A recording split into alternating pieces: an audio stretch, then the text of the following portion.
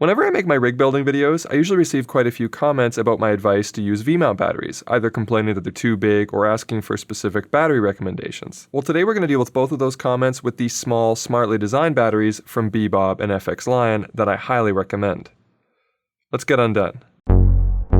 Gerald Undone. He's crazy. What's happening, everybody? I'm Gerald Undone, and negative, I am a meat popsicle. So just over a month ago, I made that video on the Aperture 300D Mark II, and in that video, I proposed a new series where we focus on smart design or clever features of products that wouldn't typically warrant a full review. With that 300D Mark II video being the first in the series, but I asked for your help in coming up with a name for it. And after reviewing all of your suggestions, for which there were quite a few terrific ones, by the way, thank you for that, I finally settled on my favorite one, and it's from Doug Clark, and it's Design Done Right, or DDR for short. So I'd like to welcome you all to episode number 2 of Design Done Right, with Bebob and FXlion batteries, and just like with the previous episode, this video is not sponsored. What I like most about these batteries is that they demonstrate innovation in a category that's stagnated and is otherwise usually pretty uninteresting. And considering how many of you are building compact hybrid rigs, these offer a smaller, lighter option with modern features that are more in line with the cameras you'll be pairing them with. So let's start with the FXlion Nano 1. This is a 50 watt-hour lithium-ion V-mount battery that has 5 different connection ports.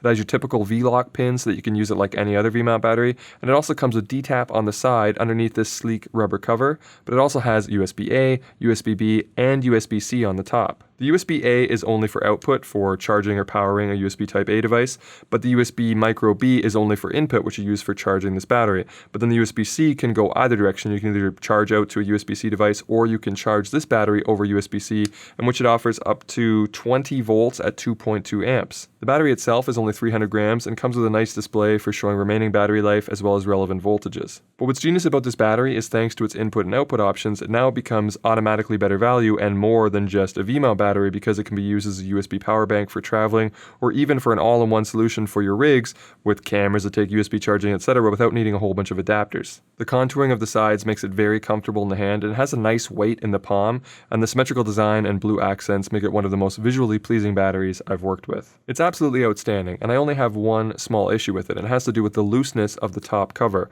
While I appreciate that all 3 USB ports have a cover, it's a single cover, and it's a bit too flappy in my opinion. It doesn't take a lot for it to come loose, and it requires pressing it down in a specific way in order for it to stay down and cover the ports. It's a pretty minor issue, and it's truly the only thing I could think of that could be improved on this battery. Now this is the Nano 1, which like I said is 50 watt hours, but if you need a larger capacity, they do have the Nano 2, which is 100 watt hours, and then they also have a wonderful selection of accessories, which we'll get into in a moment. But if you prefer a simpler battery, which has more options for capacity or related accessories, that's where Bebob comes in. And shout out to Tommy Calloway for recommending Bebob batteries to me, because they're great. This is the Bebob V-Micro, which is pretty much the same size and weight as the FXlion, but it focuses less on USB and more on ergonomics. It still has a battery life indicator, but it's just a simple LED type. It only has USB-A, but the cover is this nice sliding design that doesn't require any fussing with rubber. But what really sets it apart is this brilliant D-tap port. You'll notice it has 3 pins instead of 2 and has a parallelogram-esque shape to it.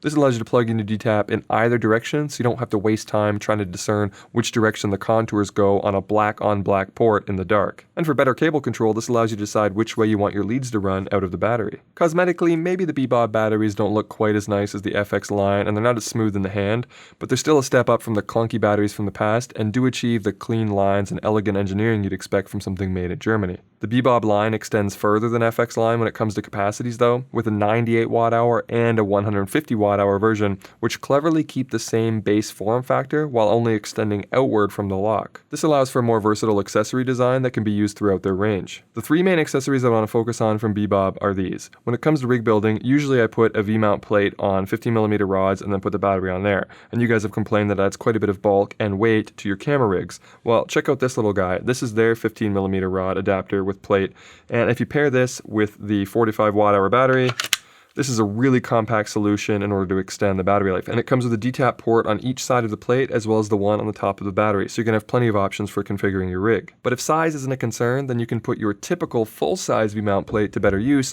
by using their 2-in-1 adapter. So this takes two V-mount batteries that are sized for those smaller Bebob batteries. And then on the back, this is your typical V-mount plate design. Now this will work on this smaller 15mm rod attachment I just showed you, but I think it's better designed to be putting on the full plates, and that will give you 2 batteries. Now what you can do with these is you can actually hot swap them. So you can load 2 batteries in here. The only limitation here is that you need to use batteries that are thin enough in order to fit between them, which both the FXlion and the Bebob are, but some of your older, chunkier batteries may not be able to fit on some of these accessories.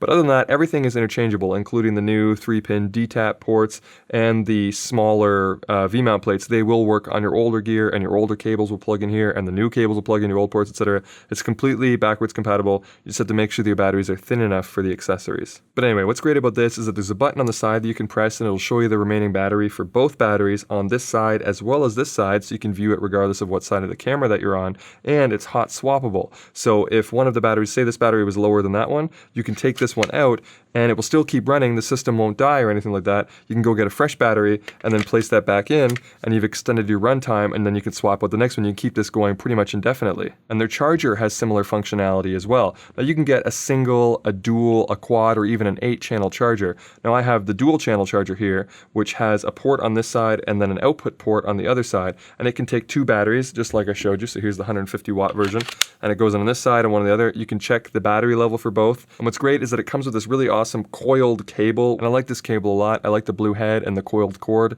and this is a perfect test case for the advantage of Bebob's reversible DTAP design, letting you choose which direction the right angle goes and how the heavy cable falls. Now FXlion has a nice set of accessories as well, and most of them are designed for different mounting options. You've got this one here, for example, that's basically a cheese plate with the V-lock on it so that you can bolt that to the side of your rig. And then you've also got this one, which has a clamp on it, which you could use to attach the V-mount to the light stand or something with a similar diameter. And then you've even got this one, which has a belt clip on it, which kind of fits into that category. Remember I was talking about with the Blackmagic Pocket 4K that you could just run a cable and then still use it handheld because all it really needs is some extra juice? Well, you could use this belt clip and then I guess attach a V-mount to your hip and then run one of those 12-volt 2-pin connectors into the Blackmagic and then use it handheld like that. So that's pretty cool. But my favorite accessory from FXlion is this one here, which converts a typical Sony L NPF style battery to accept V-mount. So you could take any device that you have that requires a Sony L battery, clip this in, and now basically it's a V-mount device. I think this is really clever and the construction is quite solid. So that's pretty much it. I'm excited by these products and thought that they deserve their own video because these companies are doing important work. They're taking an otherwise boring and clunky range of products and making them cleaner, more useful, and more practical to the hybrid shooter. And in my opinion, that's design done right. See what I did there? I made the series name the closing catchphrase. Oh, and I almost forgot to mention my favorite accessories of all. The Bebob batteries inexplicably came with these gummy, chewy fruit candies and one of these miniature VW buses, which can do this.